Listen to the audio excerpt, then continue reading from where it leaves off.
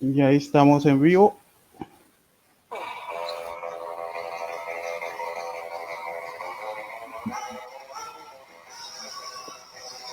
A petición de Andrés Pinzón. Sobre todo.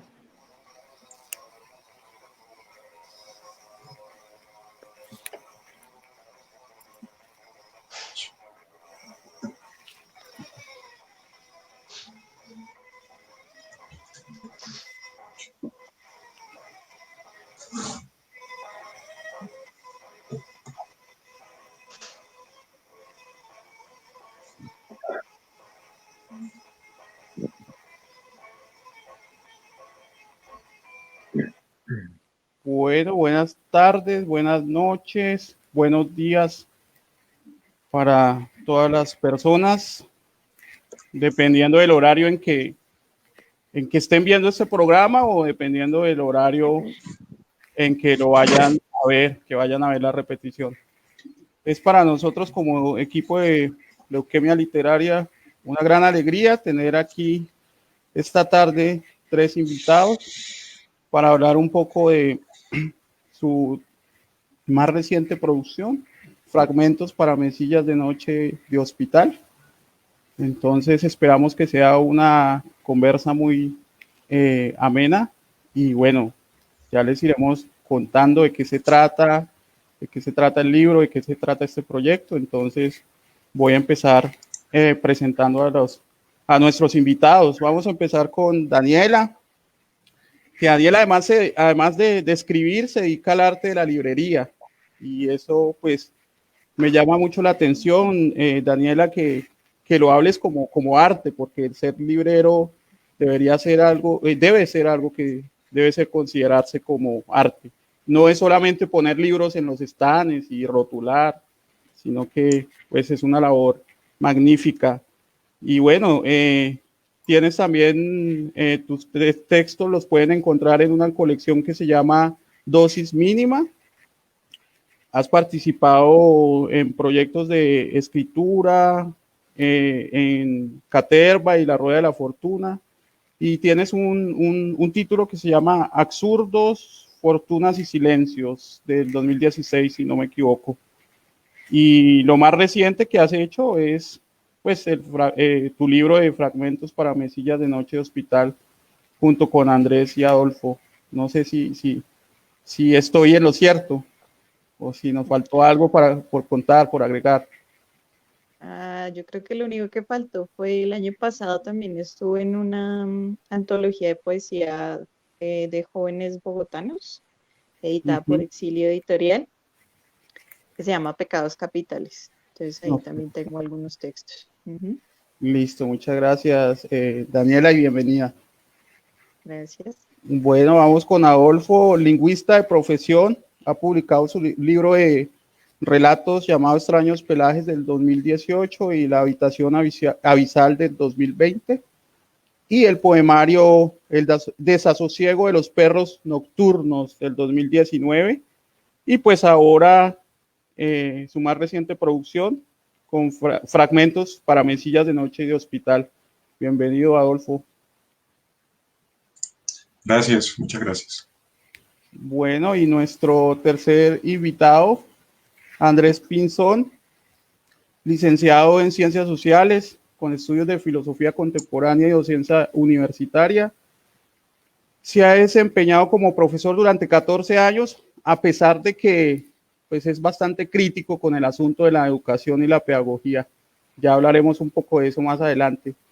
Ha publicado sus novelas Histerismo del año 2010, su novela Cómo penetrar a Laura del año 2017 y un poemario Pasadizos de 2019.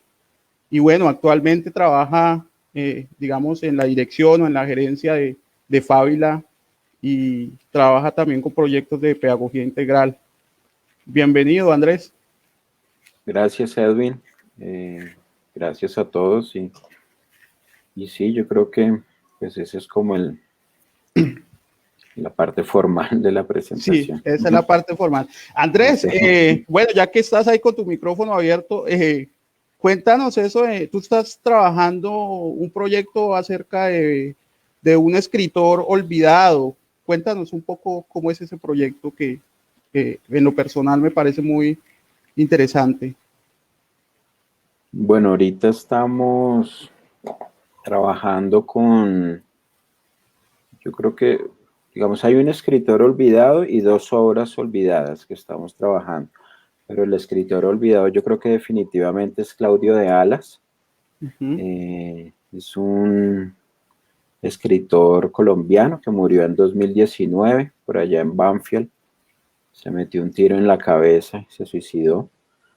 Tiene una historia bastante interesante. Desde muy joven se fue de Colombia, participó en ese grupo que se fue a intentar que Panamá no se independizara, ese grupo de colombianos. Él estuvo en eso. A partir de ahí se va por América Latina, primero a México, hasta terminar en Argentina, y en todo ese periplo empieza a crear una obra principalmente poética.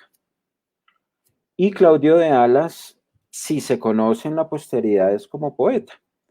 Incluso en Argentina, ya que en estos días la gente habla tanto de la calle que lleva el apellido del innombrable, en Argentina hay una calle con el nombre de Claudio de Alas. Y pues en Argentina se conoce, no puedo decir que es una estrella famosa, ni mucho menos, pero en Argentina se conoce su obra. Todavía hay algunos blogs que uno puede ver como en internet de gente que se ha preocupado por Claudio. Aquí en Colombia, yo no sé si lo conozcan, pues sí hay gente que lo ha mencionado. Incluso hace poco hay una tesis de grado, creo que es de la Universidad Distrital, que hacen sobre una parte de la obra poética de Claudio de Alas. Pero resulta que este señor también dejó una novela, su única, digamos, novela. Él la escribió cuando estaba en Santiago de Chile, creo que por allá con 1915, y la novela es bastante, o para la época era bastante peligrosa, por decirlo así, porque primero hablaba sobre la sífilis, pues en una sociedad donde todos eran de cierta forma temas tabú, aunque en el mundo había todo un temario alrededor de eso, porque habían, digamos, como debates a nivel médico sobre eso bastante conocidos. Pero pues a nivel literario no se abordaba, y este señor abordó un libro sobre la sífilis, y ya era bastante complicado, pero además hace una crítica bastante severa de la sociedad chilena, la sociedad de Santiago, que podría ser la sociedad de Bogotá, de Buenos Aires, porque eran esas sociedades intelectuales afrancesadas, pero a la vez vacías y con dirigentes políticos y magnates casi que analfabetas, por decirlo de alguna forma, pero que tenían todo pues un emporio acá. Y este señor hace esa novela, y esa es la novela que estamos trabajando actualmente. Y yo creo que va a ser un descubrimiento realmente, porque si bien la novela es mencionada, casi nunca se habla sobre la novela. Entonces, por ejemplo, Harold Alvarado habla de los libros de poesía de Claudio de Alas, pero menciona apenas la novela y se va. No, nosotros estamos trabajando una edición crítica, porque creo que la novela lo amerita, porque todavía hay muchas cosas que de pronto no entenderíamos en este momento histórico, y me parece a mí que Claudio de Alas podría pasar, si lo estudiamos como debe ser y lo leemos, podría pasar a ser uno de los grandes, de verdad, de la literatura colombiana. La novela se editó en 1919, muerto Claudio. Él dejó un libro de poemas que se llama El cansancio de Claudio de Alas, para publicar, ¿sí? Él, antes de suicidarse, se contactó con uno de sus mejores amigos y editor, y le dijo, mire, aquí le dejo un libro para publicar, pero en ese dejar cosas también dejó la novela. y el editor decidió publicarlo, aunque Claudio pues no le había dicho que lo publicara. Entonces estamos trabajando en eso y la verdad pues estamos muy entusiasmados. Y a la vez estamos también trabajando una novela de Vargas Vila que se titula El Maestro, y es una novela que salió en esas revistas noveleras de finales del siglo XIX y principios del XX, que eran tan comunes Sí. en España, que salía, digamos, solo la novela y ya, ese era todo el Ujú. contenido de la revista. Allí Vargas Vila, ese semanario se llamó La Novela Corta. No fue el semanario que sacó más novelas, pero pues hay muchos estudiosos españoles que dicen que fue el más importante porque allí hubo figuras, pues digamos, muy relevantes de la época, ¿no? Estuvo Valle Inclán, estuvo Unamuno, hubo bastante gente importante. Ujú. Eh, y esa novela sí solamente se editó esa vez, igual que esta de Claudio de Alas, y nunca más, ¿no? Por ahí hay algunos que de pronto digamos, la digitalizaron y la mueven por las redes, lo mismo han hecho con, con La herencia de la sangre, que se llama la novela de Claudio de Alas, pero pues son novelas que no han tenido el estudio, la circulación, la difusión pues que a mí me parece que realmente merecen y que vaya a las librerías y que la gente lo pueda comprar y lo tenga en su casa y tenga contextualización, ¿sí? Entonces en eso es que estamos ahorita y la verdad muy contentos porque es un trabajo, además de interesante, es un trabajo que por lo menos pues a nosotros nos gusta mucho hacer. Muchas gracias, Andrés. Interesante lo que nos cuenta para que la gente, bueno, conozca de Claudio de Alas, conozca de Vargas Vila, Andrés, y interesante que la gente sepa que no todo es García Márquez, ¿no? Eh, bueno, no tenemos nada contra los amantes de García Márquez, pero hay grandes escritores en Colombia que, digamos, que no conocemos y que ha sido porque no han tenido, digamos, mucha propaganda. Entonces es muy bonita la labor que ustedes hacen como rescatando todas estas cuestiones olvidadas. Bueno, Daniela, ¿nos quieres de pronto contar un poquito, revelar los secretos del arte de la librería? Un poquito para que la gente, porque yo creo que tanto yo como muchos los de que estamos acá tenemos muchos prejuicios en cuanto al arte de la librería, entonces qué bonito que tú nos puedas comentar un poco más. Bueno, pues No no te, sé, allá. prejuicios como cuáles. Pues yo conozco Como mucha gente yo creo que nos imaginamos que solamente los que libreros, organizando los libros en los stands y ya. los- No, mira Daniela, yo quiero decir, sí, yo no, sí pues tengo eso es algunos una parte, prejuicios, obviamente.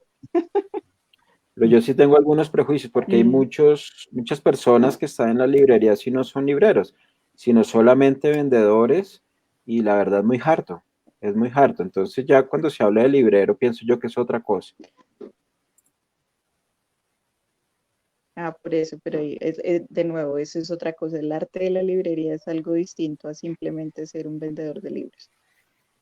Pues obviamente sí hay una parte fundamental que es manejo de inventarios y acomodar libros en estanterías. Así que otra noción muy extraña que a veces tiene la gente es que nosotros nos sentamos a leer todo el día y a charlar con los clientes y eso es todo lo que hacemos todo el día. O sea, están como los dos polos de lo que parece ser un librero.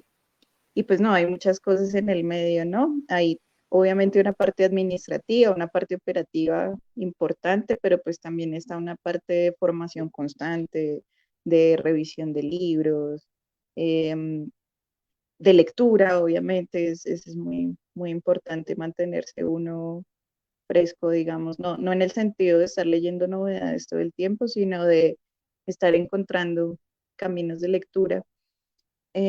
Yo creo que también los libreros, eso era algo que hablábamos con mi jefa, que los libreros tenemos una manera de leer también distinta, así como por ejemplo un escritor lee de una manera eh, y un lector normal, pues que digamos que no tiene intenciones de escribir, también lee de otra manera, o un académico lee de otra manera, pues los libreros también.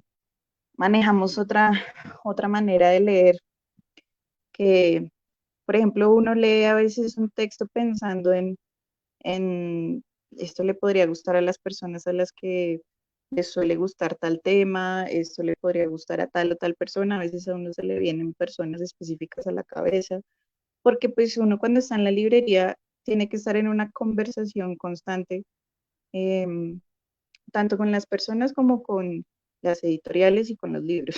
Entonces, es como que toda la lectura que uno hace entra en esa conversación. Entonces, si yo leo un libro que está relacionado con X tema, inmediatamente empiezo a conectar con otros libros, con otros temas, con editoriales, con colecciones, con lo que sea. Entonces, eso es como un trabajo de conectar puntos que para algunas personas podrían estar aislados, pero que pues es una habilidad que uno va desarrollando, ¿no? Como ubicarse en ese mapa de conexiones entre autores, temas, estilos. Bueno, también depende del tipo de librero que seas, también hay muchos tipos de libreros, ¿no? No todos somos iguales. Por ejemplo, un librero que está más especializado en literatura infantil, que yo también, digamos, he estado muy involucrada con la literatura infantil, también tiene otras maneras de ver y entender los libros, como por ejemplo la relación entre la ilustración y el texto, conexiones entre ilustradores, conexiones entre autores, los temas, las edades. Bueno, entonces sí, realmente depende. Depende como en qué áreas estás, qué tipo de libros o qué tipo de nicho tienen también los lectores con los que normalmente interactúas. Todo eso tiene mucho que ver. Bueno, muchas gracias. Bueno, y entonces le tocó el turno a Adolfo para que nos introduzcamos a lo que vinimos entonces con el libro, que lo debes tener por ahí. No sé si quieres mostrar de pronto para que la gente vea un poco y empecemos a hablar de, entonces, Sí, aquí está. sí, de fragmentos para mesillas de noche de hospital. Y bueno, empezamos entonces con la pregunta, pues para los tres, pero obviamente es tu turno, Adolfo. Y la pregunta es sobre bueno, para que la gente sepa, el libro está dividido en tres partes. Entonces, primero está la parte de Andrés Pinzón, que se llama Intolerancia a los fármacos. Luego está la parte de Daniela, que es sopa de pollo. Y termina con la parte de Adolfo, que se llama Pacientes diagnosticando. Y pues el texto pues trabaja el arte del fragmento, ¿no? El arte de los fragmentos. Digamos que es la manera en la que está escrito. Y yo quería empezar preguntándote, Adolfo, sobre la escritura fragmentaria, eh, basado en una frase de Maurice Blanchot, donde dice que la escritura fragmentaria es todo y nada, porque son como chispazos, pero a la vez digamos que no se puede leer como una unidad. Entonces, no sé, Adolfo y Andrés y Daniela, para que nos cuenten al respecto. Bueno, pues, ¿por dónde empiezo? Todo es culpa de Andrés. Empezó como una propuesta de Andrés de escritura fragmentaria. Esa propuesta se hizo ahora que unos 4 años, la primera vez que hablamos, porque sí, por lo menos, claro. Y bueno, fue una propuesta que él hizo, de las personas que originalmente estábamos involucradas, que no estuvo Daniela desde un inicio, sino otra persona. Creo que ninguno tenía mayor experiencia con ese tipo de escritura. Andrés era el que tenía más experiencia y ya tenía material adelantado bueno, por sus intereses, por los autores que le gustan. Pues, él estudia de forma independiente filosofía y bueno, él les contará más.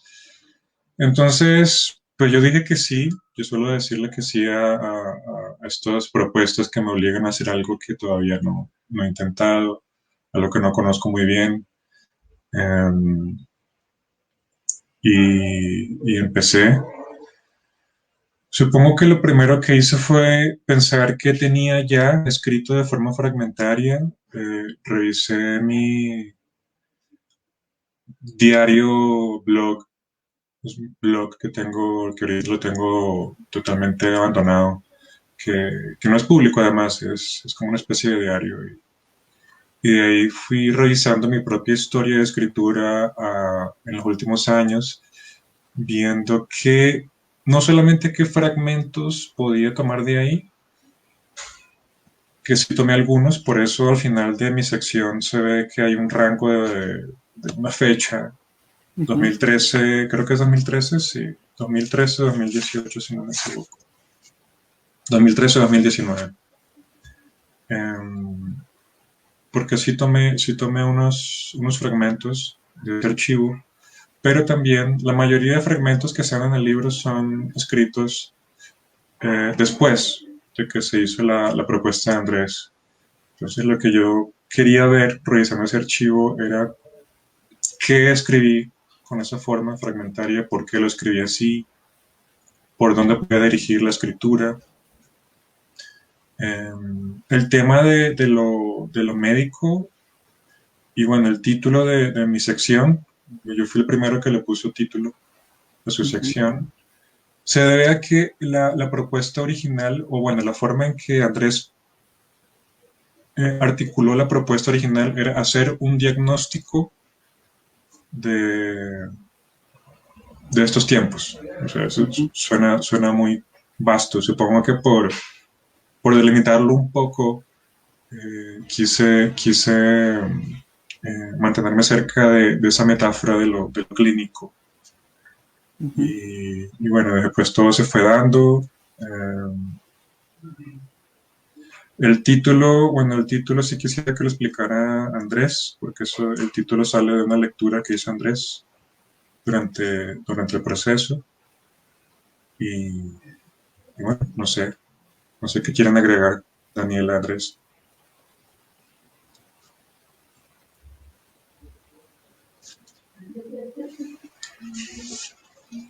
Pues yo fui la que entró como más tarde al proyecto. Creo que por eso mi sección también es más pequeña, porque yo no tenía tampoco muchos fragmentos en archivo. De hecho, de lo que hay ahí, un par de cosas.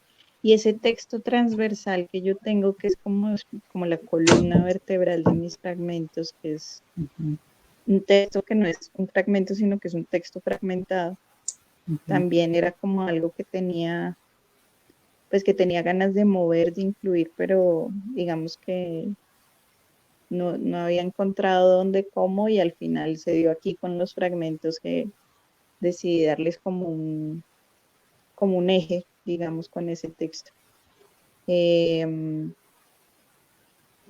Sí, yo también partí, digamos, de la idea del diagnóstico, pensando un poco en lo que dice Pound, no me acuerdo el texto, cómo se llama. Él dice que en la escritura uno puede encontrar dos tipos de escritura, como la escritura que diagnostica y la escritura que sana. Y yo quería llegar a una especie de intermedio chistoso de ambas. Digamos que esa fue mi intención con los fragmentos, sin que hubiera una decisión racional previa al escribir mis fragmentos. Al final tomé la decisión y por eso se llama sopa de pollo, una especie de placebo raro para los males que describe. Sí, eso es. No sé si Andrés no va a explicar el título. El título.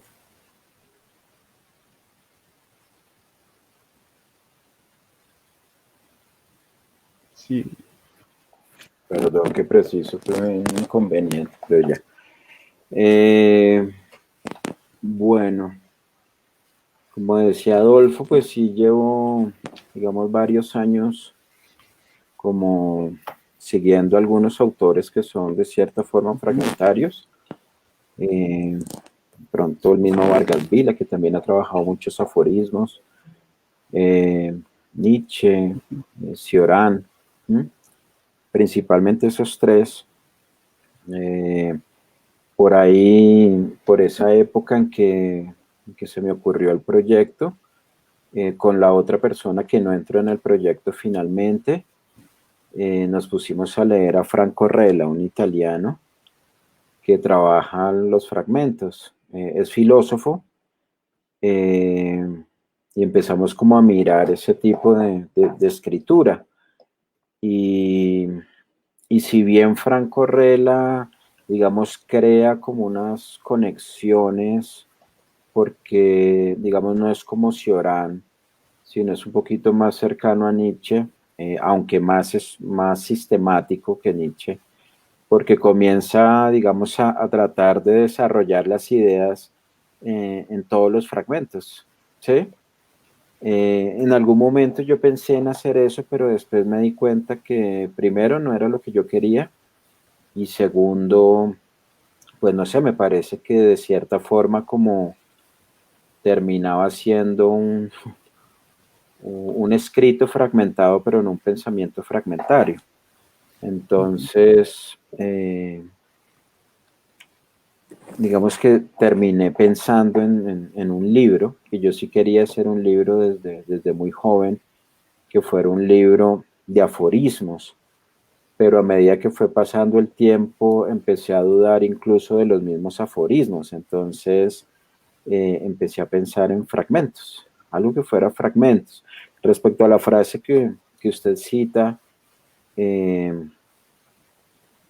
yo no sé si puede hacer todo y nada. Yo pienso que realmente un fragmento, si es un pensamiento sintético, es un pensamiento no total, porque es un pensamiento que, como todos los pensamientos, son contradictorios.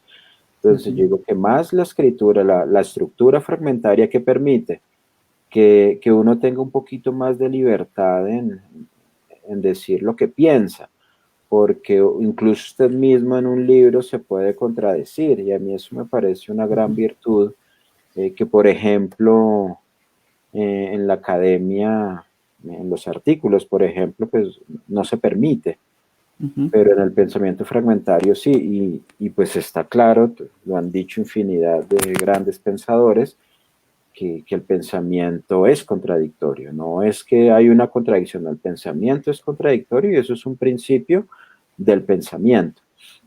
Entonces, pues me parece que el pensamiento fragmentario da esas libertades y yo quería eso, realmente quería eso. Obviamente cuando hice la propuesta a Adolfo, que fue el primero que se la hice, no sabía cómo iba a ser, no tenía ni idea. Y pues ya incluir a otras personas parecía que se hacía más difícil, pero no, la verdad fluyó mucho. Yo sí tenía muchos, no sé si aforismos o pedazos de escritos en muchos lugares. Obviamente me tocó sentarme a leer, a mirar cuáles iban, cuáles no. Tratar de darle comunidades temáticas, porque pues lo que yo quiero, porque todavía lo quiero con el fragmento, es no limitarme a ciertas estructuras, pero sí tiene que, digamos, uno tiene como temporadas en la cual se preocupa mucho por ciertos temas y entonces obviamente surgen una cantidad de fragmentos alrededor de esas temáticas. Hay otros que atraviesan pues la obra de uno, las preocupaciones, la vida, etcétera, entonces uno siempre está con esas cosas. Y bueno, al final dejamos como una espontaneidad allí para que el libro se creara, y salió este libro. Por eso creemos que es un libro muy orgánico, ¿no? También. No solo por el estilo, sino por cómo se dio el libro. Entonces, pues la verdad fue muy fácil que entrara Daniela y no tuvimos como contratiempos realmente. ¿Sí? Realmente el libro no tuvo esos contratiempos que hay veces tienen los libros, ¿no? Y al final tenemos una unidad, porque a pesar de ser 3 libros en uno, hay una unidad. Entonces eso es interesante también. Ok. Bueno, Andrés, yo aprovecho para saludar a Aldonati Lucas, que nos escribe, nos saluda. Saludar también a Laura Suta, a Melame, Andrea de Pilar, Leonor Riveros, Javier Bravo, y bueno, toda la gente que está reportando y comentándonos por acá esta sintonía. Bueno, hay un elemento del cual yo sí quiero hablar con ustedes y es, uno podría pensar que un escritor hace fragmentos por pereza, ¿no? Por pereza a escribir textos largos, porque además eso es también bastante complicado. Y de hecho, no recuerdo bien, pero Andrés cita una frase, no recuerdo el autor, y dice que la aforística es una arte mediocre para mediocres sin aliento espiritual. Entonces, bueno, uno podría pensar entonces, no, pues escribir fragmentos porque precisamente vivimos en una sociedad contemporánea, bueno, posmoderna, yo no sé cómo decirle, pues demasiado fragmentada y que precisamente la velocidad en la que vivimos nos hace que sea tan difícil leer textos largos. Y ese tema, pues de hecho Daniela lo toca en Sopa de Pollo, donde está el personaje presa siempre de su celular y anda por ahí con su celular y todo el tiempo somos presas del celular. Y pues sería mucho más fácil leer fragmentos en el celular, ¿sí? El famoso zapping, ir corriendo. Entonces, pues eso también, digamos que nos daría también, digamos, un panorama para leer fragmentos en una época de la velocidad y en una época de la globalización, que es un tema que también toca Adolfo en su texto. Y bueno, porque lectores buenos no hay, de hecho lo dicen, creo que los tres lo mencionan y hablan de la manía que tenemos, yo creo que tenemos todos, de comprar libros y guardarlos y amontonarlos en la casa y que quizás jamás serán leídos. Entonces, pues, hablemos un poco de estos temas. No sé quién quiera empezar antes de que hagamos una ronda de lectura. No, yo empiezo. Yo voy a decir, yo no tengo ningún problema con escribir textos largos. De hecho, me rinde y todo. Yo he parido estos fragmentos. Escribir de esta manera es supremamente complicado, es mucho más complicado de lo que la gente se imagina, especialmente, y era una preocupación que yo creo que los tres compartíamos, era que uno puede caer en la banalidad muy fácilmente con este tipo de formato. Entonces, cuando tú escribes un fragmento, tiene que ir al punto, tiene que ser supremamente preciso o supremamente ambiguo también, pero no puede caer en la banalidad, no puede seguir repitiendo lo mismo, lo mismo, lo mismo. Entonces, por eso es que es tan complicado. Es un formato supremamente complicado. Pero por otro lado, también me llama mucho la atención lo que dice sobre la lectura, porque una cosa es la escritura, otra cosa es la lectura. La lectura también, uno podría creer que es muy sencillo, como, no sé, irse leyendo un fragmentico, otro. De hecho, muchas personas me han dicho que les gusta mucho como la facilidad que tienen de pasar de un lado a otro, como sí, como ir leyendo algo de los tres, como que no se tienen que saturar, digamos, ¿no? Que a veces eso pasa mucho, sobre todo con libros de ciertos temas que saturen. Pero pues digamos que este libro ofrece esa facilidad de lectura, como el zapping, es exactamente como el zapping, como el televisor. Eso es muy interesante. No sé si eso lo haga un libro más sencillo, porque creo que es un libro que invita a la relectura, o sea que cada fragmento permite varias lecturas, cada una de las secciones también, pero bueno, pues supongo que eso dependerá también de cada lector, ¿no? Ahí sí ya me queda muy difícil adivinar. Sí.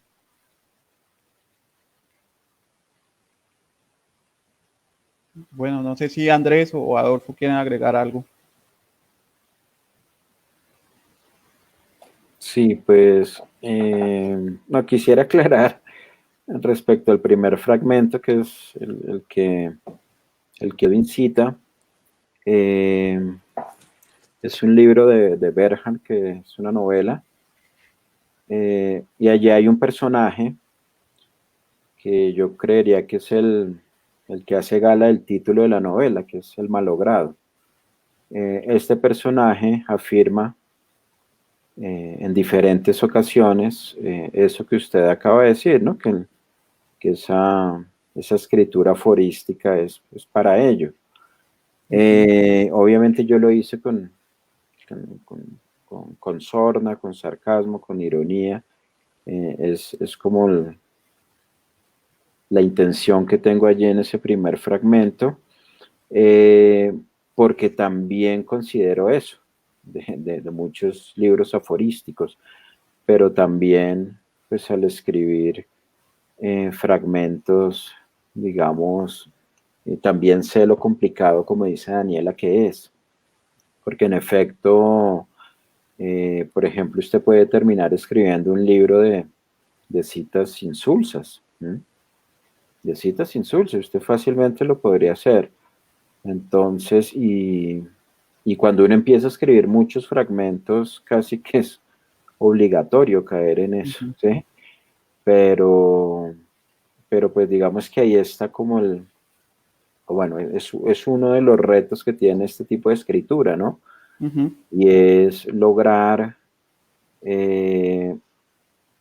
una contundencia de todo tipo allí en esta escritura, pero esa contundencia no es una habilidad técnica, ¿sí? No es una habilidad cognitiva, sino es la capacidad que uno tenga para poder dejarlo todo allí, ¿sí? Que realmente, no sé si a ellos les pasó, pero a mí me pasó con casi todos los fragmentos que, que era como dejarlo todo allí, era eh, como arriesgarlo también todo, porque estás arriesgando tu pensamiento, tu capacidad de escribir, sobre todo la escritura fragmentaria revela algo que es muy interesante y es la comprensión que uno tenga como lector. ¿Sí? Entonces, cuando usted lee, por ejemplo, cualquier libro de Cioran, le queda más fácil acercarse, por ejemplo, a San Juan de la Cruz, a Teresa de Ávila. Cioran le permite unas cosas en su comprensión sobre, por ejemplo, los místicos medievales. Cuando uno va y los lee, ya tiene otros elementos.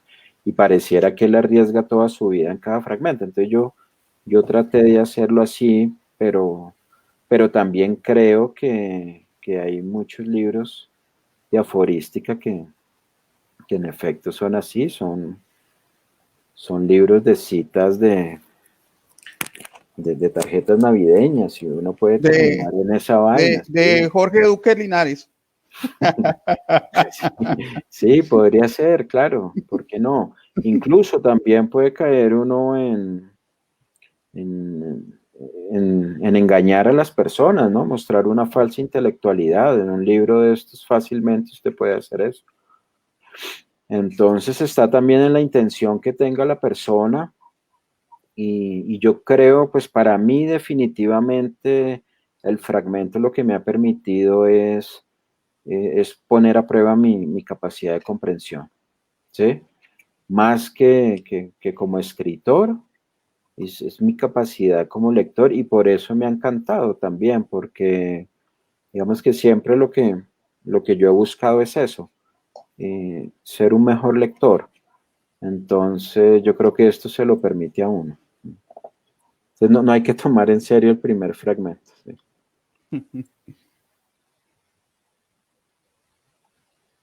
Si Adolfo quiere complementar algo. Bueno, en los fragmentos de Adolfo, para que la gente, las personas que nos estén escuchando, los fragmentos hablan de la vida cotidiana. Yo, por ejemplo, disfruté mucho, Adolfo, leyendo un fragmento en el que cuenta la historia de una EPS que tiene dos sedes, una en el norte y otra en el sur, y que está precisamente pues como incomunicada. Entonces cuando uno va a un lugar a preguntar algo, le dicen que se dirija al otro, y bueno, y tú utilizas mucho el sarcasmo y la ironía para tratar el asunto de las EPS y los profesionales de la salud.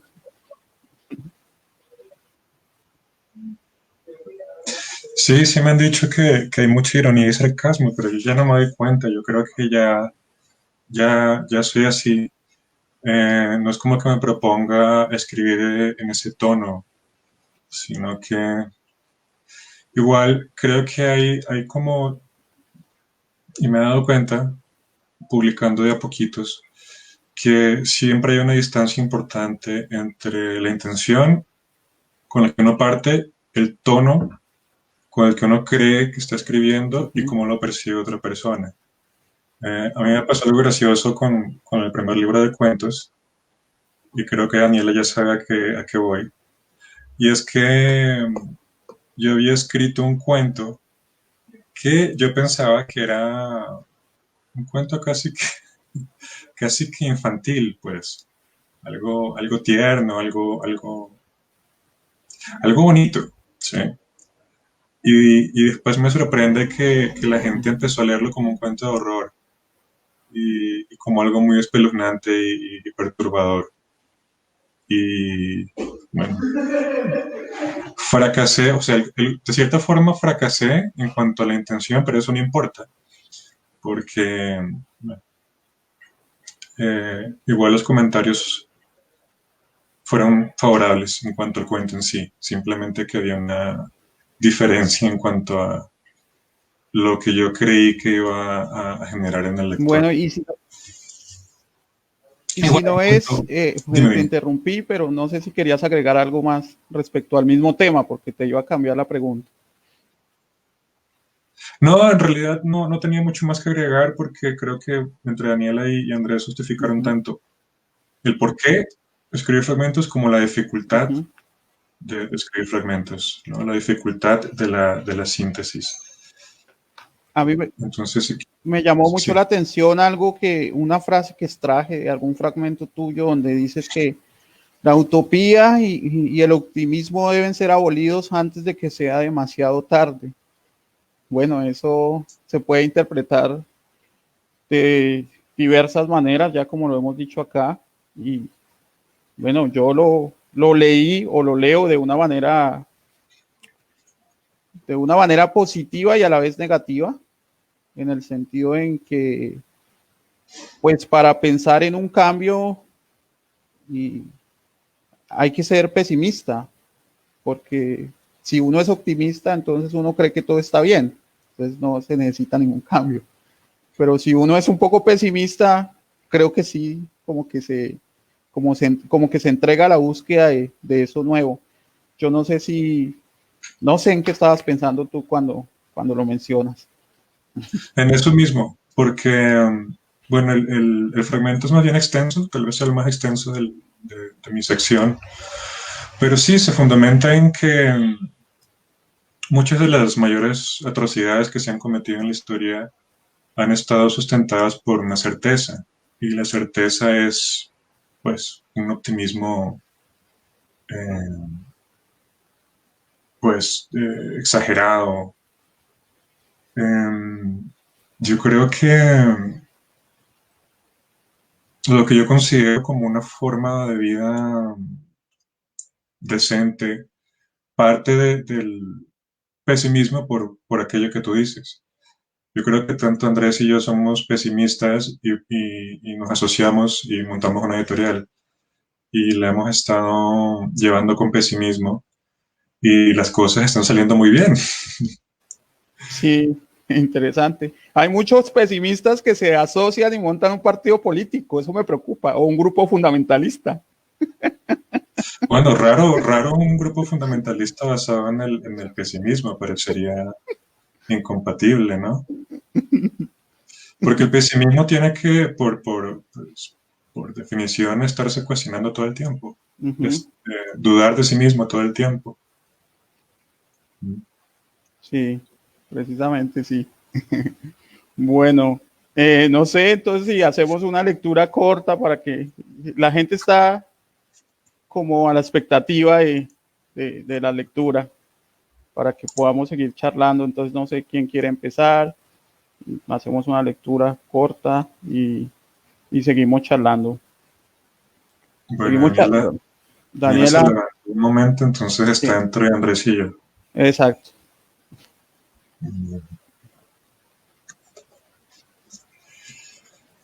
Voy a ver si, bueno, yo no seleccioné nada, o sea, no había pensado antes del evento.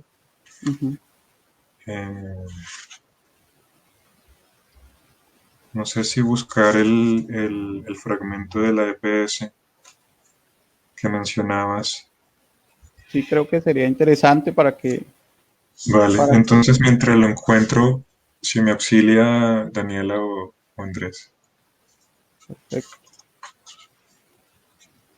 mientras lo encuentras, yo voy compartiendo por acá el link de Fábila para que la gente se meta y curiosee por ahí en Fábila Editorial. Entonces, mientras Andrés se va preparando, ya está listo. Sí, yo tengo ya un. Perfecto. Bueno, buscar en la poesía náhuatl remanentes del pensamiento filosófico moderno es sesgar la grandeza del pensamiento que hay en ese despliegue de poesía. Error de Schopenhauer al afirmar en el budismo los significados de sus vacíos conceptos de dolor y felicidad. Los mexicas, al igual que los nórdicos, tenían esa combinación fascinante de rudeza y sutileza, de crueldad y sensibilidad, que solo los pueblos guerreros tienen. Se entregaron con igual pasión a la guerra y a la poesía. Forzar ese despliegue y encapsularlo en un sistema de pensamiento es quitarle la sutileza y la sensibilidad y dejar solo la rudeza y la crueldad. Dos pueblos que sabían que el destino es efímero como un viento helado o el perfume de una flor. ¿Qué necesidad tendrían de la filosofía? ¿Acaso no es suficiente? Dos puntos, y voy a citar entonces unos fragmentos de poemas. Aunque sea de jade, se quiebra. Aunque sea oro, se rompe. Aunque sea plumaje de quetzal, se desgarra. No para siempre en la tierra, solo un poco aquí. O este otro, cito otro poema, otro fragmento de un poema. Vi a Balder, dios ensangrentado, al hijo de Odín, predicho ya el destino. Se alzaba crecida más allá de los campos, delgada y muy bella, la rama de muérdago. Muchas gracias, Andrés. Va. ¿Sigues Daniela o sigo yo? Ya lo encontré. ¿Sigo? Bueno, entonces es el fragmento 33. Yo los numeré. Uh-huh. Cada uno, tal vez valga la pena contar, cada uno dividió los fragmentos de diferentes formas. Y yo fui el único que los numeró. Entonces es el 33. Se llama Dibujo con palitos al estilo de Kafka. Maquiavélica estrategia. Dos puntos. En Bogotá existe una EPS, entre paréntesis, entidad promotora de salud entre comillas, que no provee atención al cliente vía telefónica, mucho menos por internet. Tiene dos oficinas, cada uno en el extremo opuesto de la ciudad. Esto, para quien no esté familiarizado con la vastedad caótica de esta urbe y con la ineficiencia de su transporte público, puede parecer mucho menos grave de lo que en realidad es. En cada una de las oficinas se hacen algunas cosas, pero no otras. Esas las hacen en la otra oficina. Ambas sucursales parecen estar tan incomunicadas como si estuvieran en continentes diferentes. Cada una en un país que habla un idioma diferente. Cada una en un país que habla un idioma que el otro no entiende. Cuando en alguna de las oficinas uno se queja de recibir información contradictoria de uno y otro lado, el funcionario de turno se encoge de hombros y llama al siguiente en la fila. Vuelve uno a la otra sucursal, otro día pues resulta imposible lograrlo en el mismo, y repite. Busca uno el amparo de alguna entidad reguladora y entra en otro purgatorio burocrático. Cada trayecto y cada día perdido es como un trazo que va revelando un dibujo indeleble y terrible. El país de los hombros encogidos. No. Muchas gracias.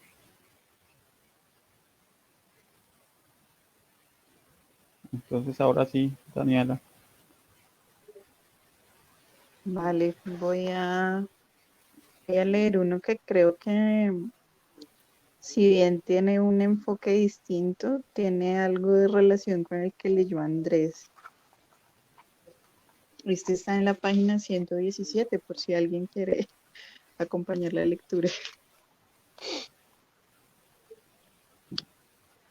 Ese frío temperamento que deviene de tu mansedumbre es lo que te mantiene congelado en un presente irresoluto.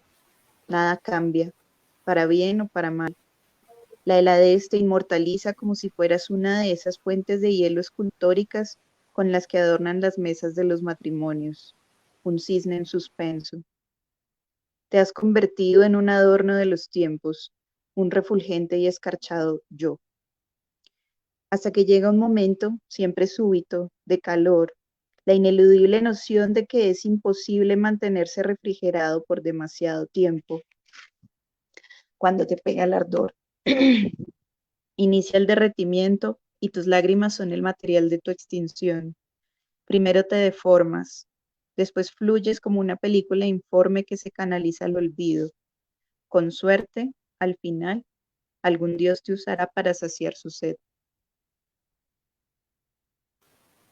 Bueno, muchas gracias, Daniela. Bueno, hablemos un poco de, alguien mencionó ahí en los comentarios sobre la portada. Alguien estaba por ahí elogiando la portada. Y bueno, hay una coincidencia, una casualidad, no sé cómo llamarla, y es el uso de la jeringa.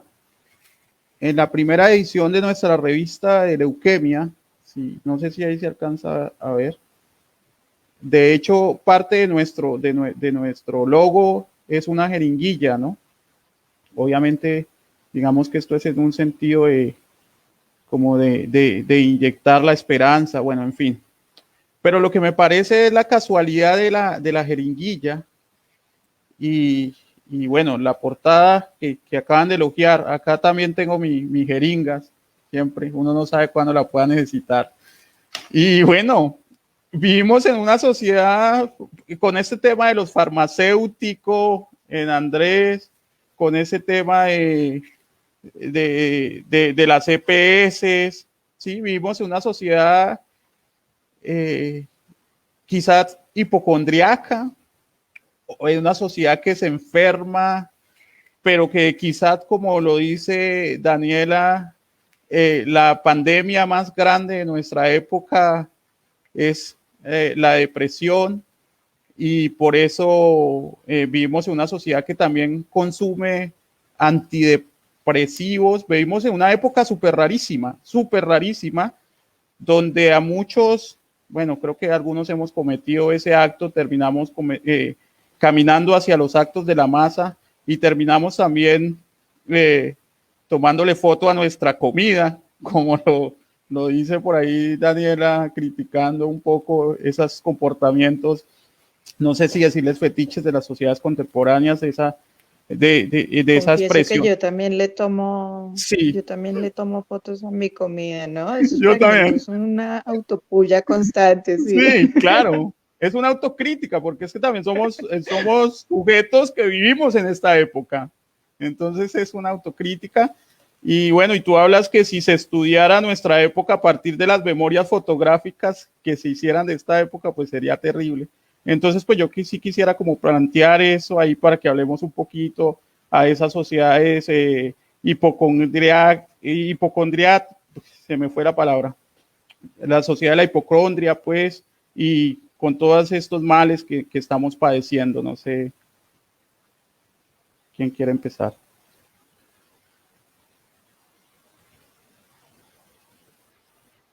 Yo solo quiero pedirles a ustedes dos que no fotografíen más su comida porque habemos personas como yo quienes siempre tenemos hambre, siempre, siempre.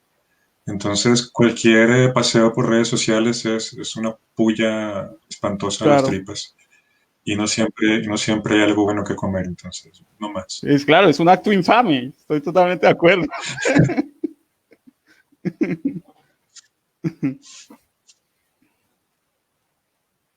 No sé si Daniela. Eh, no, pues pensando en eso de las sociedades hipocondríacas y es que fíjate que antes los males físicos se asociaban directamente a los males mentales, o sea, como que en muchas culturas era normal pensar que si había algo mal con tu cuerpo era porque había algo mal con tu espíritu. Y yo creo que pues esa es una parte fundamental de lo que significa la salud en el sentido más amplio que esta sociedad ha olvidado. Somos tan materialistas que asociamos el mal del cuerpo siempre a una causa fisiológica y difícilmente volteamos a ver cuáles son las causas metafísicas de esos males. Eh, es como una especie de ceguera selectiva muy extraña sobre lo que realmente ocurre. Es, es, esa es como la parte más superficial de la interpretación, pero yo creo que si hubo algo que con lo que los tres estuvimos de acuerdo fue con ese malestar generalizado. Es como si tuviéramos una gripa mental, algo así. No sé qué opinan ustedes dos. Sí, yo también relaciono mucho la cuestión de la enfermedad actual con el olvido, ¿no?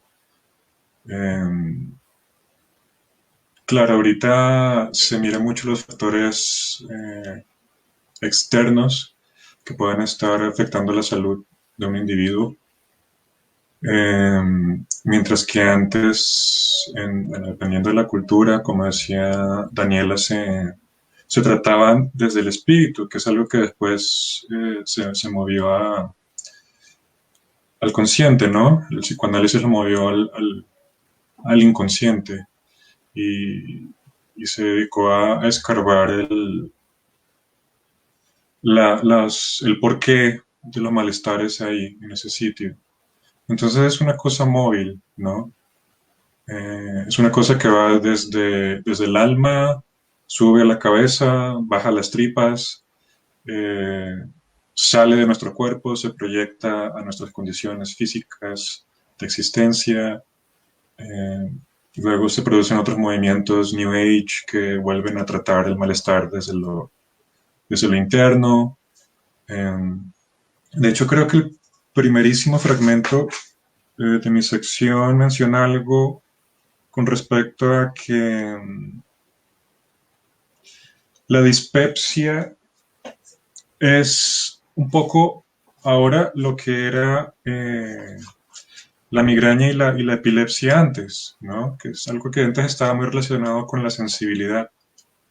Las personas sensibles muchas veces eran epilépticas, sufrían de fuertes migrañas. Ahora eso ha mutado a las tripas. Las tripas en este siglo, bueno, yo ahí me incluyo también, nos hacen sufrir, porque al parecer terminan siendo receptáculo de muchas cosas en nuestras vidas, eh, que es algo que también los asiáticos, sobre todo el Gran Oriente, tienen muy presente, ¿no? El hecho de que en el seppuku se expongan las tripas, eso tiene un significado, ¿no? Sacar las tripas del cuerpo. Eh, entonces es un juego todo el tiempo, creo, de nuestra especie, estar persiguiendo la raíz de un malestar que va mutando, va subiendo, bajando, entra, sale, mm, y así estamos. Sí, a mí me gustaría agregar respecto a lo que ya comentaron Daniela y Adolfo, y es un punto que tocó Adolfo, y es la cuestión de la psicología. ¿Mm? Bueno, tengo que aclarar también que a mí me ha ido muy bien con los hipocondríacos. Incluso eh, admiro a muchas personas hipocondríacas. Eh, pero sí, yo veo que esta época, que Edwin llama que es muy rara, se psicologizó. y eso a mí me parece que es nefasto. Me parece que es nefasto, porque querer, digamos, como ubicar de alguna forma el alma, el espíritu, lo anímico en la psiquis me parece que es bastante peligroso y yo creo que los resultados son esta sociedad, ¿sí? Una sociedad que al darle toda una respuesta psicológica, al darle toda una estructura psicológica, pues olvidó muchas cosas de la vida que van en detrimento de la salud y por eso tenemos una sociedad totalmente enferma a nivel nerviosa, ¿no? Tenemos muchos problemas nosotros psíquicos y del sistema nervioso central por eso, porque increíble que lo que era la cura, que eran los estudios psicológicos, terminaron fue ahondando más en la enfermedad. Y tenemos una sociedad que, primero que olvidó la vida, ¿sí? Olvidó absolutamente la vida, como decía Daniela, que puede ser una explicación superficial porque nos volvimos una sociedad excesivamente materialista o materialista, pero es que nosotros olvidamos la vida y la vida trae muchas cosas. La vida trae el azar, la espontaneidad, el fracaso, el error, el dolor, ¿sí? Y todas esas cosas nosotros vivimos en un afán de darle cura inmediata. Si alguien siente un dolor, entonces o se mete una pasta o va donde el psicólogo. Yo digo, yo no sé qué es peor para el hígado, si ir al psicólogo o meterse una pasta, pero, pero eso nos está llevando a que hoy, por ejemplo, la ecología sea una de nuestras grandes preocupaciones. Una sociedad que se preocupa por la ecología es porque no tiene ni idea qué es la naturaleza, ¿sí? No tiene ni idea qué es la naturaleza, ¿sí? Porque nosotros estamos totalmente alejados de la naturaleza. Es que yo incluso creo que alguna vez lo hablaba con Adolfo, a mí me gustaría empezar a mirar, a hacer un estudio de conceptos de la naturaleza, porque realmente, ¿qué es eso? Nosotros estamos tan alejados de esas cosas que no sabemos qué es. Y lo más cercano que nosotros teníamos era nuestra vida, pero ya no, nuestra vida ya no es nuestra. La vida ya no es nuestra. Entonces, estar buscándole remedios a todo esto, ¿m? Estar buscando curas todo el tiempo para esto. Yo no estoy en contra de que la gente coma sanamente, ¿no? Eso sería ridículo, ¿sí? Sería absurdo. Pero sí estoy en contra de que haya todo un movimiento enfermo y nervioso detrás de todo esto, ¿sí? Yo no estoy en contra de que salvemos ballenas. También sería estúpido que alguien estuviera en contra de eso. Pero todos esos movimientos ecológicos al final tienen unos intereses que no tienen nada que ver con la vida de las ballenas, ¿sí? Entonces, la verdad, nosotros estamos en una sociedad neurótica, en una sociedad histérica, totalmente psicologizada. Yo como profesor, por ejemplo, considero que una de las personas más nefastas de la educación es Jean Piaget. Y si usted mira casi toda la psicología, toda la pedagogía se basa en ese señor, ¿sí? No hay cosa o sea, no hay ningún profesor que no diga o que cite a Jean Piaget en algún momento de su vida, ¿sí? Y lo haga con orgullo. Y no, yo creo que aquí hay algo muy serio. Aquí hay unas cosas graves, ¿sí? Con todo el respeto que se merecen los freudistas, yo veo pues que Freud es parte de todo este entramado de enfermedad y de alejamiento de la vida que me parece lo más peligroso realmente y que yo creo que eso hoy se debe empezar a escribir, a decir, se debe empezar a poner sobre la palestra, porque el problema, pues no es que haya un Eichmann, ¿no? Para Hannah Arendt, por ejemplo. que si uno lee ese libro de Hannah Arendt y se pone a ver cómo está estructurada la Colombia de hoy, es tan cercano a eso, sí, que casi que vivimos en una sociedad de banalidad del mal. Pero es que el problema está más, el problema tiene unas raíces más profundas, mucho más profundas. Mira Sí, que vivimos. pensando en esto que, ay, perdón, ah, pensando en esto que dice Andrés, ahorita estoy leyéndome un libro muy interesante, se llama Nihil Unbound. Es muy interesante porque el primer capítulo se llama La apoptosis de la creencia, pensando en algunas teorías de epistemología contemporánea que hablan de precisamente de la hiperpsicologización de la explicación, sobre todo de todo lo referente a lo humano. Yo veo que eso empezó más o menos, eso es algo muy occidental y eso empezó directamente con el dualismo alma-cuerpo, la idea de una mente que se puede separar del cuerpo y entonces todo lo podemos como filtrar por ahí, como si el cerebro fuera un filtro para ese espacio más allá de lo físico.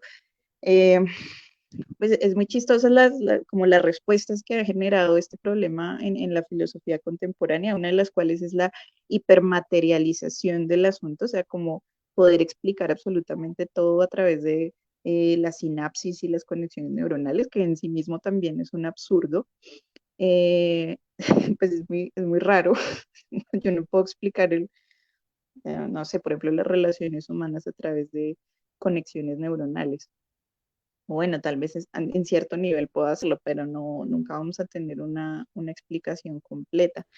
Eh, Perdón, Daniela, y mira que han hecho experimentos con ese cuento y entonces ponen a alumbrar bombillitos y no hay ninguna cadena lógica entre esos alumbramientos. O sea, cuando tú piensas, no hay una cadena lógica como uno cree que hace cuando escribe, por ejemplo. exacto, sí. No hay, no la hay. Y esos son experimentos. No estoy hablando de especulación, sino son experimentos. No, sí, precisamente todo esto viene de experimentos que han hecho y es eso, o sea, uno no puede irse a ninguno de los dos extremos. Eso es como que tenemos digamos que la idea es que toda es el basar el conocimiento humano occidental en la idea de lo psicológico nos ha traído muchos problemas, ¿sí? Esa es como la idea de base. Pero pensar que la solución es materializarlo todo también parece que nos lleva a falacias, porque sencillamente nos quedamos sin piso epistemológico, digamos, para hablar del mundo, ¿sí? Es eso. Es muy interesante. Yo, yo como escritora y como persona siento mucho respeto por el lenguaje, admiro, trabajo la palabra, pero también me genera un terror terrible y es no poder salir de ahí, porque finalmente cuando nos encerramos en la psicología es precisamente encerrarnos en la palabra. Todo ese aparato de conocimiento está centrado en la palabra. Y yo no sé si nuestros fragmentos puedan salirse de eso, pues finalmente están escritos también con palabras, pero no sé, es que me está empezando a generar terror esta idea de, de la hiperpsicologización, sí. Pero yo estaba pensando como la ecuación de los rótulos, ¿no? Hay tantos, pienso en la cantidad de mitos originarios en que las cosas se creaban al nombrarlas, simplemente al nombrarlas. Y ahora resulta que tenemos este libro de psicología, el DSM, que es el listado de todos los desórdenes psicológicos, supuestamente. Hemos llegado al punto en que algunos psicólogos con ética han rechazado los últimos manuales porque ahora resulta que todo es un desorden. Todos estamos enfermos. Y estamos creando, hay una proliferación de males que se están creando a través de esta rotulación. Pues si le damos un poquito de crédito a esta creencia tan arraigada del poder de la palabra, en la que creo. O sea, que nosotros mismos estamos generando esos males, poniéndoles nombre y ya. Básicamente, pues eso es lo que está pasando. Sí. Bueno, parece que vivimos, eh, no sé si podríamos lanzarlo como conclusión, creo que no sería una grandiosa conclusión, no sería nada nuevo. Decir que al parecer vivimos en una sociedad enferma y decadente y que pues estamos también ávidos de repensar la vida y a partir de ese repensar la vida buscarnos a nosotros mismos y volver a recuperar el contacto con la naturaleza, pero digamos en el buen sentido de la palabra y no excusado siempre, digamos, en lo que se excusan siempre todos estos movimientos fundamentalistas que eh, se, se distancian de lo que realmente vale, que es la búsqueda de lo humano, repensar lo humano, que creo que debe ser lo importante, repensar el sentido de esa palabra, qué significa humanidad. Creo que eso es bastante importante, más allá de todas esas ideas fundamentalistas, ya sean hacia una dirección o hacia otra. Creo que lo urgente sería repensar el concepto del humano y creo que en eso sería lo único que o lo que necesitamos para ponernos de acuerdo en repensar qué es lo humano y en vez de estar por allá detrás de la, sí, como por allá intentando, con esos intentos tímidos, cada uno en una dirección que pues nos va a llevar a sociedades cada vez más enfermas, si queremos usar esa palabra. Es curioso, Edwin, que en efecto el concepto de humano, obviamente, decir el concepto de humano estoy pensando como Max Weber, ¿no? Algo ideal, no es que haya un concepto humano, hay muchísimos conceptos de humano, incluso dentro del humanismo la variedad es impresionante, pero esta búsqueda de lo humano, en efecto, si uno se pone a ser un poquito detallista, surge a partir de lo que decía Daniela, y es cuando comienza esta escisión entre alma y cuerpo. Allí se comienza la búsqueda de lo humano, ¿sí?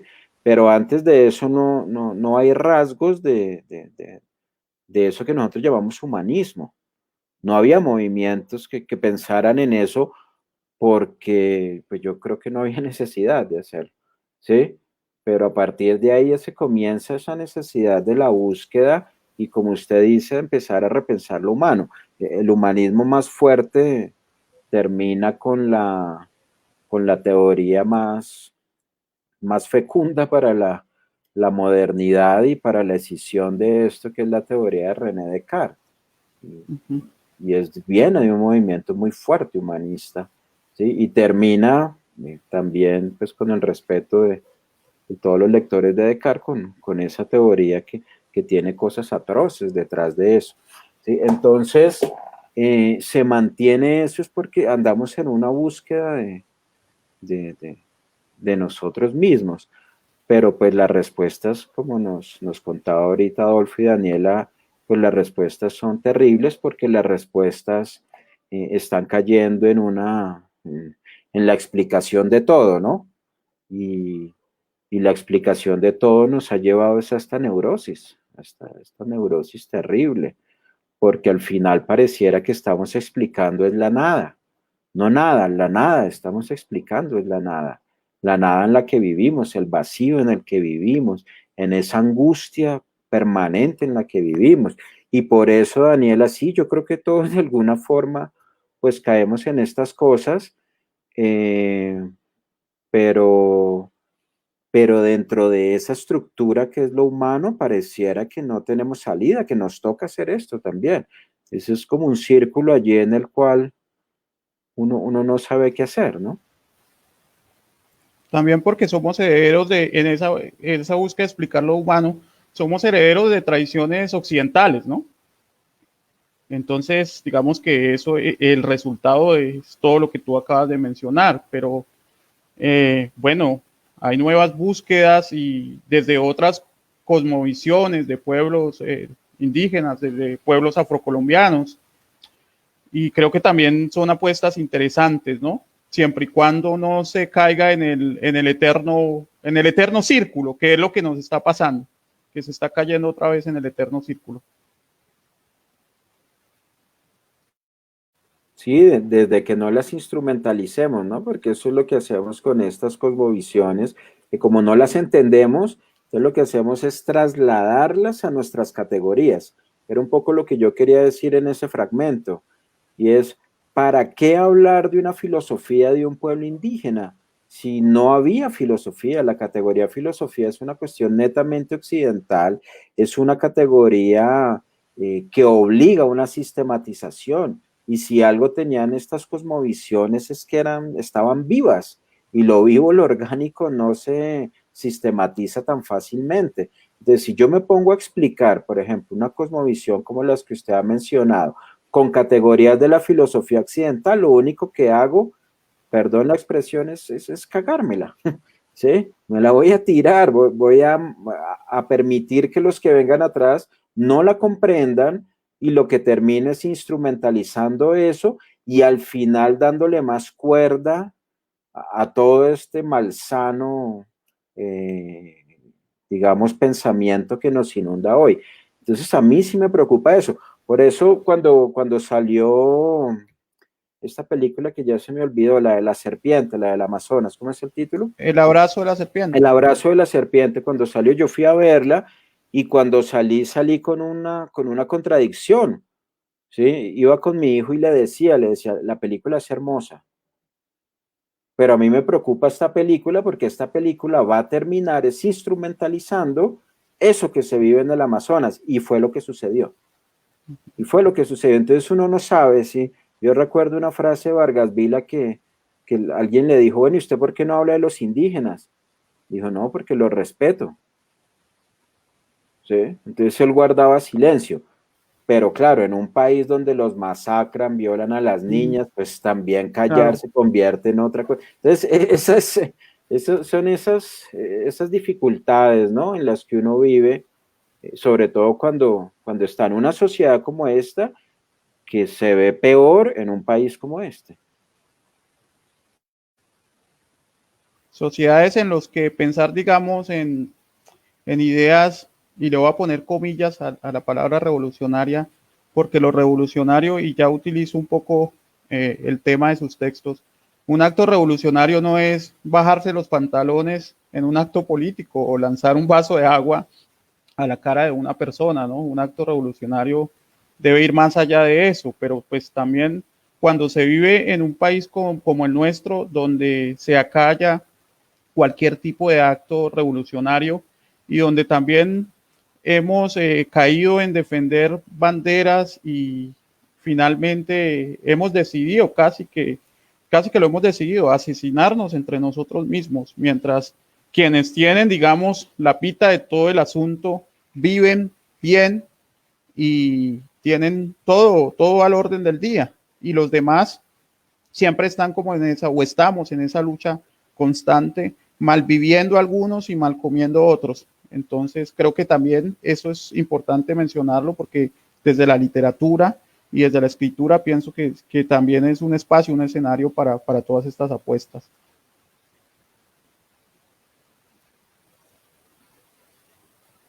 Bueno, yo creo que ya vamos cerrando, pero antes de eso hay dos temitas que nos quedan pendientes, y es uno del modelo del éxito. No quiero que nos vamos sin hablar del modelo del éxito que la sociedad contemporánea, digamos, nos ha inyectado. Ese modelo del hombre exitoso, del académico prominente que tiene 150 libros publicados y en revistas indexadas, y la mayoría de esos son citas que, si uno las coge, entonces las citas son el mamotreto y el pensamiento de la persona son 2 páginas.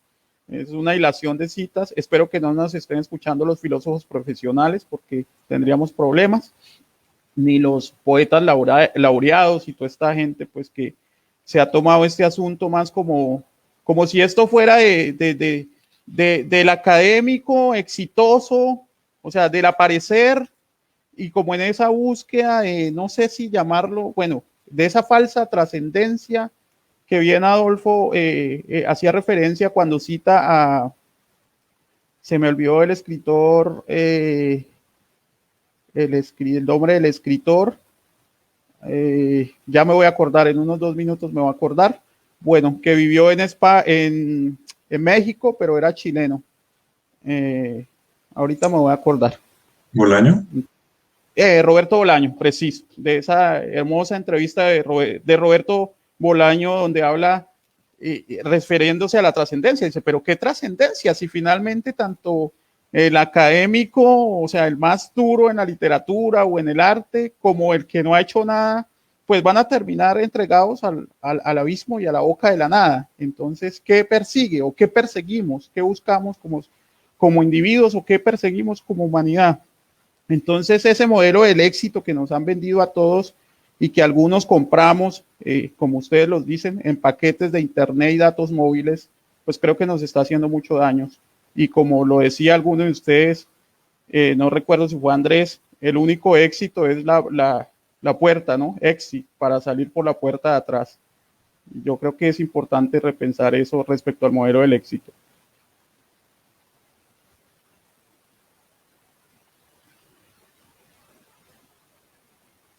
Pues yo voy a leer un fragmento y está bien. Perfecto. Es en la página 88. Este trata dos formas de ver el éxito, no son las únicas.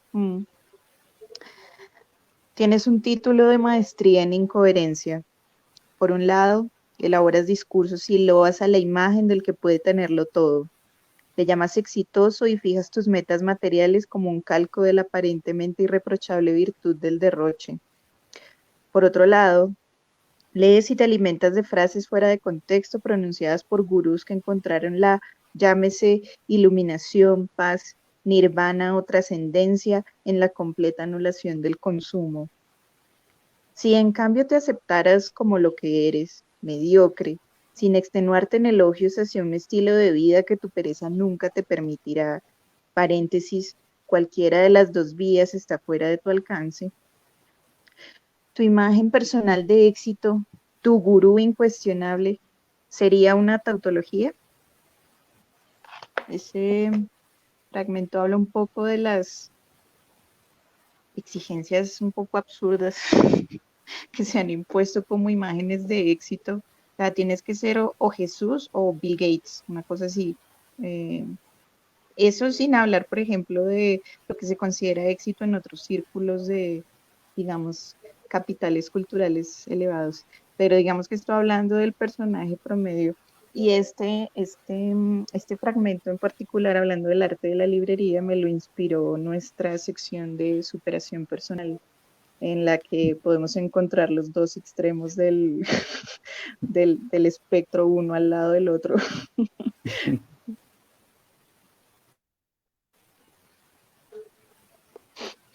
Sí, yo quisiera aquí recordar otra vez el libro de Hannah Arendt. En un momento le dicen a Eichmann, pues, ¿qué opina de Hitler? ¿Sí? Y el tipo dice, bueno, Hitler puede estar completamente equivocado, dice él, pero algo no se le puede quitar o negar, y es que el tipo era un cabo y terminó siendo el Führer de 80 millones de personas, ¿sí? Y él nombra la palabra más adelante, sino que no tengo ahorita la cita, el nombre dice, es el éxito que logró. Y esto se reproduce y se reproduce, ¿no? Jolie de Vogue, Henry Ford, Bill Gates, otros asesinos en serie como este señor de Apple, ¿sí? Y entonces nosotros tenemos todas esas, digamos, esos modelos, pero también Ogmandino y también de pronto como dice Daniela, el gurú que vive allá en el Himalaya, pero que vende un Ferrari. Bueno, hay una cantidad de cosas allí alrededor de esto. Y de verdad que esto se volvió un problema grave. Esto es un problema grave. Esto es un problema grave en la sociedad, porque no solo hace que vivamos más deprimidos, porque no podamos aceptar, por ejemplo, que fracasamos, no podamos aceptar que somos mediocres, no podamos aceptar que podamos tener una vida tranquila o una vida menor, ¿no? Siempre tenemos que vivir en esa angustia. ¿M? Ujú. Y esto es grave, esto realmente a nivel social es muy, muy grave. Y empieza a socavar ya con las sociedades, las está destruyendo poco a poco. Y a mí, por ejemplo, yo tengo hijos, a mí me preocupa eso, ¿sí? Me preocupa porque cómo están creciendo los niños. O sea, los niños quieren ser como Bill Gates, ¿sí? Que olvidé cómo es que se llama el de Apple, ¿cómo es que se llama? Steve Jobs. Por ejemplo, Steve Jobs, que lo presenta como un caso maravilloso de éxito y muchos de sus trabajadores se suicidaban en Indonesia. Y no importa. Lo mismo le pasaba a Eichmann, ¿no? No importa, realmente lo importante es trepar, lo importante es salir adelante, lo importante es ser exitoso, pero está la imagen de que en efecto éxito es una puerta trasera. Ujú. El éxito no es la puerta de adelante, el éxito no es la puerta de adelante de un ser humano, el éxito es la puerta de atrás. Sí. Se nos fue un momentico la imagen de Adolfo y Andrés estaba hablando precisamente del suicidio. Pensé que se nos había suicidado, pero regresó, regresó Adolfo. Sí, no, todavía no lo haría en vivo, no soy tan exhibicionista. Bueno, ya vamos llegando al final, algo de que queramos hablar, por ejemplo, de todos estos nuevos movimientos, ya que estamos hablando de estos, hablemos un poco de las editoriales independientes con esta hermosa labor de rescatar y de promover la cultura, pero también hablemos de los peligros, ¿no? Que se esconde detrás de toda esta industria editorial y detrás del marketing, bueno, todo el cuento que ustedes conocen mejor que los que estamos acá y de los peligros también de caer en las garras pues, en las garras de lobos, si queremos usar esa metáfora, pidiéndole excusa a los lobos también, pobrecitos los animalitos, siempre los cogemos para las comparaciones más absurdas y eso también tenemos que aprender a modificarlo. Pero hay editoriales, grupos que están por ahí que realmente es bueno que la gente lo sepa, porque acá hay mucha gente que quiere escribir, que quiere hacer sus proyectos y pues que sepa de experiencias desagradables con editoriales que hayamos tenido para que la gente no se meta en ese cuento, Adolfo y Andrés.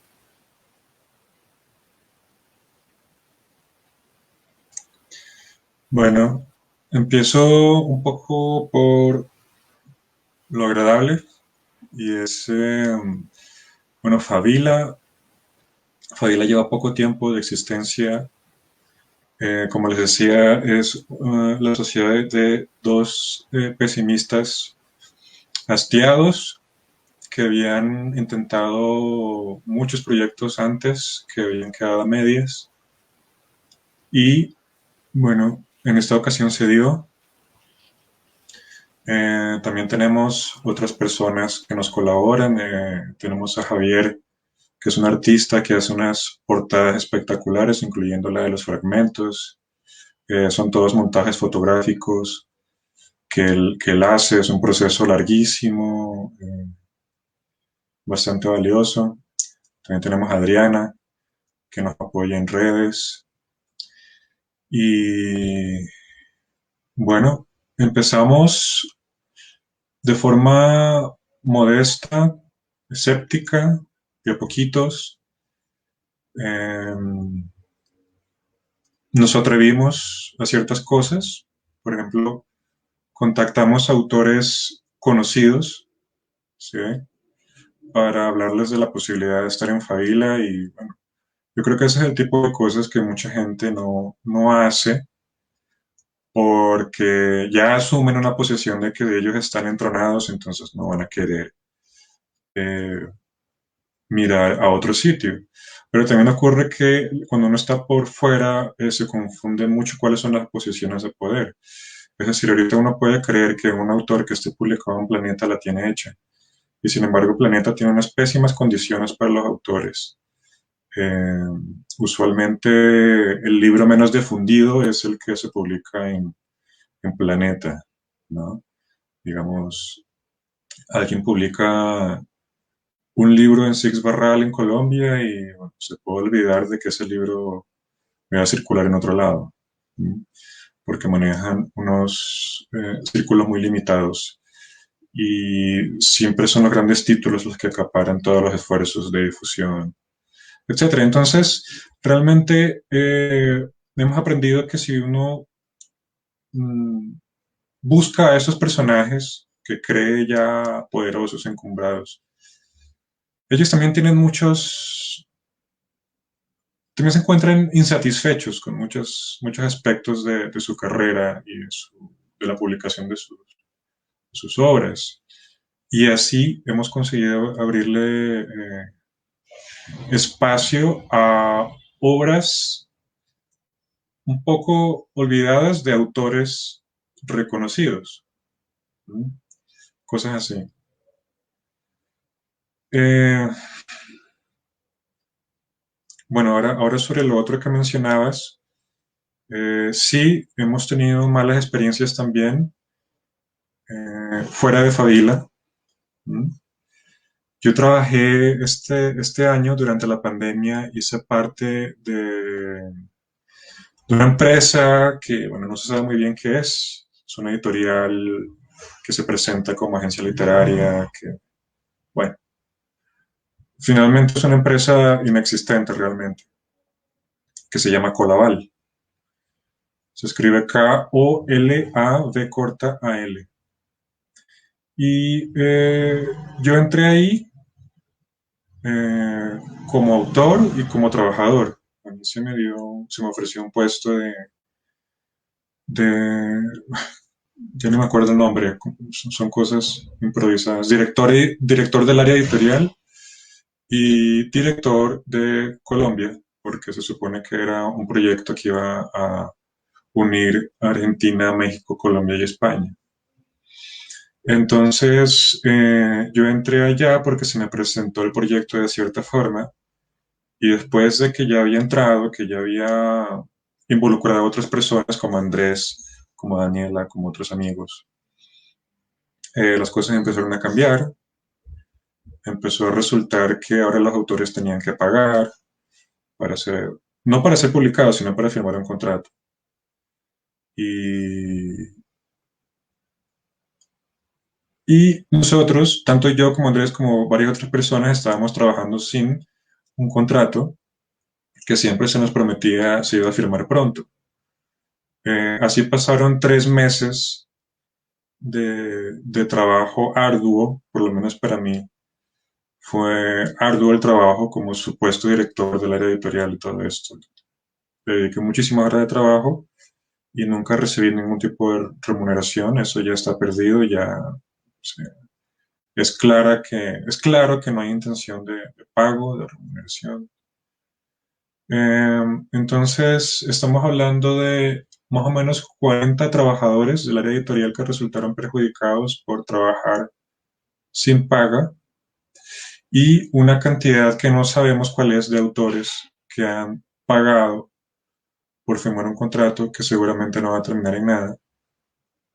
Este contrato se presenta como un contrato para una agencia literaria, no para publicar un libro, sino como un contrato para ser parte de una agencia literaria. Digamos que esa es un mecanismo para justificar que las cosas no funcionen de inmediato, ¿sí?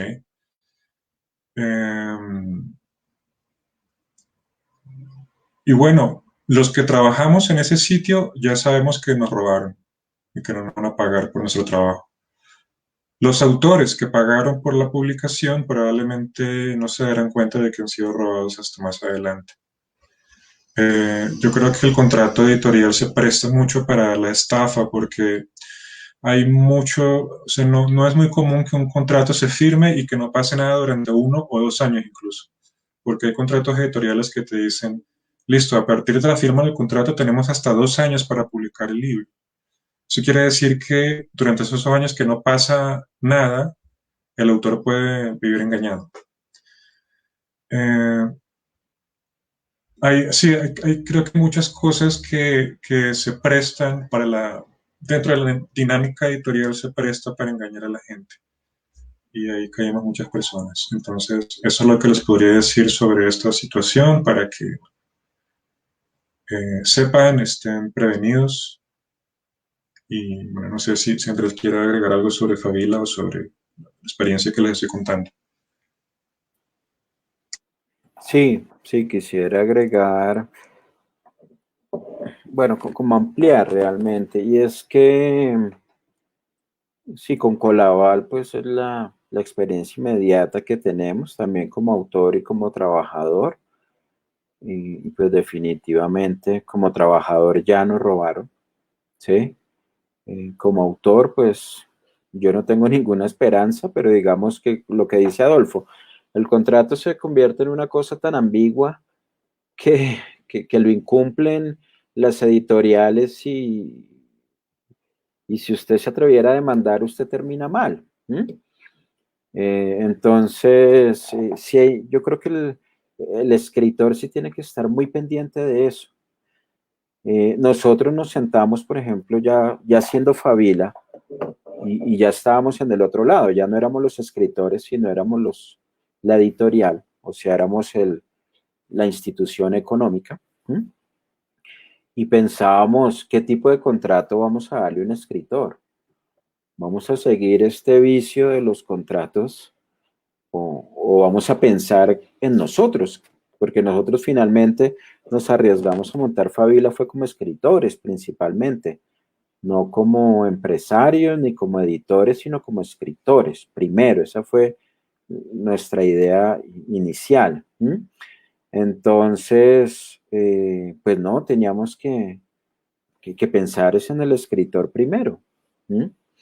Y obviamente también pensar en la editorial, pero no en una empresa que va a vivir de explotar a nosotros mismos, porque nosotros somos sus trabajadores, y al que llegue, sino pensar en que hay posibilidad realmente de hacer cosas decentes en el mundo. ¿Por qué no? ¿Por qué no? O sea, tiene que haber la forma de que uno viva económicamente sin tener que ser la peor persona o taparse los ojos y los oídos y trabajar allí y por detrás están sucediendo cosas horribles, pero no, yo creo que tiene que haber una forma de hacerlo. Entonces ese fue el riesgo y pues yo creo que nos ha ido, la verdad, muy bien. Respecto a lo que dice Adolfo, ahorita empezamos a tener ya contratos con agencias. Ya no tenemos contratos con escritores, porque estos escritores son escritores reconocidos a nivel mundial y ellos no hacen contratos, lo hacen son los agentes. Y las agencias sí son, en efecto, yo no sé, uno podría decir que hay muchas cosas malas en las agencias también, ¿no? Porque tercerizar todas estas cosas, pues termina haciendo que el escritor sea el último en la cadena productiva de esto, ¿sí? Pero uno ve en estos contratos que aquí sí no permiten que uno los manipule como editorial. Estos contratos son, eh, digamos, muy estrictos y son contratos en los cuales si usted le da por no publicar un libro, pues tiene una sanción. Pero el escritor no hace eso. El escritor no se defiende, entonces el escritor firma este contrato, casi siempre ni siquiera lo lee, eso lo digo por experiencia propia, ¿sí? Ni siquiera lo lee porque está entusiasmado de que alguien benéficamente o porque lo admira, las dos cosas son dos mentiras, le quiere publicar su libro, ¿no? Eso no es así. Y eso nos pasó infinidad de veces. Entonces yo estuve con una editorial antes de Colaval y de otra experiencia negativa, que fue hace poco, con el segundo libro. Esta editorial me obligó a que yo tenía que vender 50 libros en el lanzamiento. Entonces, cuando yo miré que él recogió el dinero de 50 libros, era lo que costaba la producción del libro, porque este señor, esta editorial, ni siquiera tenía sea, le pagaba una miseria a los diseñadores y al diagramador, era una miseria. El tipo recogía todo el dinero y se ganaba 1 millón algo de pesos, ¿sí? Pero publicaba en el mes cuatro libros, todos con ese modelo de negocio. Entonces él se ganaba, porque los demás, lo que le digo, era una miseria y se pagaba con los 50 ejemplares que uno vendía en el lanzamiento, él se ganaba ese dinero. Lo otro, termina usted pagando y no hacen trabajo de edición, y usted está pagando. Y lo que hacen es coger lo suyo, con todos los errores que usted pueda tener, se lo embuten en un programa de diagramación y así mismo lo sacan. Pero cuando lo sacan no hay distribución. ¿Y un libro sin distribución qué es? Nada. Nada, entonces termina uno vendiéndoselo al amigo, al otro amigo, y termina uno escribiendo y vendiendo. O sea, es una cosa totalmente ridícula. Yo no estoy en contra de la coedición, ¿sí? Pero si usted va a pagar por algo, pues que sea por ese algo. Pero la verdad, cuando usted habla, por lo menos en mi caso, con las 3 editoriales que yo estuve, me fue muy mal porque las 3 me decían una cantidad de cosas y cuando fui a ver, ninguna de esas cosas era real y cuando leí el contrato, ellos tenían razón, ellos no me habían prometido nada de eso. ¿Sí? Entonces realmente yo creo que eso es para cuidarse mucho. Ahora, esa no tiene que ser la realidad de las editoriales independientes, esa no tiene que ser la realidad, pero sí hay muchas editoriales así. Hay muchas así, eso es lo que uno debe decirle, como dice usted, que hay muchachos y jovencitas que están escuchando de pronto esta transmisión y están muy entusiasmadas, todo eso hay que revisarlo. Uno no puede ser el tonto siempre, ¿sí? Porque es que para escribir un libro pasan años, ¿sí? Pasan años, pasan años. Puede ser que usted escriba el libro, puede ocurrir, ¿no? Dostoyevski, el jugador, en 2 meses. Pero para usted llegar a esa sensibilidad de ese libro, para llegar a las ideas de ese libro, para conocer la temática de ese libro, pasan años, años de preparación, ¿sí? Una cosa es sentarse a escribir y otra cosa es preparar el libro, porque el libro nace y a veces uno ni sabe en qué momento es que nace el libro y empieza uno a retroceder y han pasado 5, 10, 15, 20 años y allá nació ese libro, ¿sí? Entonces realmente esto es un poquito, esto es perverso, esto es aburrido, esto es harto. Entonces en esa jartera, pues montemos una editorial. Ahora viene el otro problema. Oiga, y la editorial es para autopublicarnos, qué vergüenza. ¿Sí? Qué vergüenza, porque eso también es una vergüenza. Entonces hicimos esta excepción de este libro, pero nuestra idea es no publicar nuestras obras con Fabila. ¿Sí? Y seguir padeciendo como escritores, a ver si algún día aparece una editorial decente que nos publique.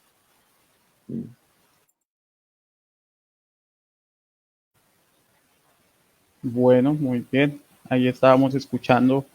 Entonces, agradecerles por esta charla amena, de verdad. Muy interesante todos los temas que acá pues hemos tocado. Entonces, agradecerle también a la gente que se ha conectado, como siempre, para escucarnos nuestras sesiones poéticas y literarias. Agradecer a todo el equipo de Leuquemia y, bueno, desearle lo mejor a todos en sus proyectos. Y a nosotros, más que respuestas, nos quedan un montón de preguntas. ¿Es nuestra pretenciosa y tecnócrata era con sus modelos de progresos capitalistas y neoliberales la responsable de la banalización de la ciencia, del arte, de la literatura e incluso de la vida? ¿Es posible establecer un diálogo sensato con los otros? ¿Quedará algo del ser humano después de las embestidas de los fundamentalismos? ¿Tendremos que acudir al diagnóstico de los galenos para que confirmen la decadencia actual de la humanidad? ¿O por qué no mejor dejar que sean ellos, los propios pacientes, diagnosticando su intolerancia a los fármacos y a la sopa de pollo? Muchas gracias a ustedes por estar acá con nosotros. Gracias, Edwin. No, muchas gracias por la invitación. Edwin, muchas gracias. Gracias a todos los que nos escuchan por primera vez y sobre todo a los que se atrevieron a volvernos a escuchar. Bueno, éxitos en todos sus proyectos, muchachos. Muchos éxitos. Chao. Gracias. Chao.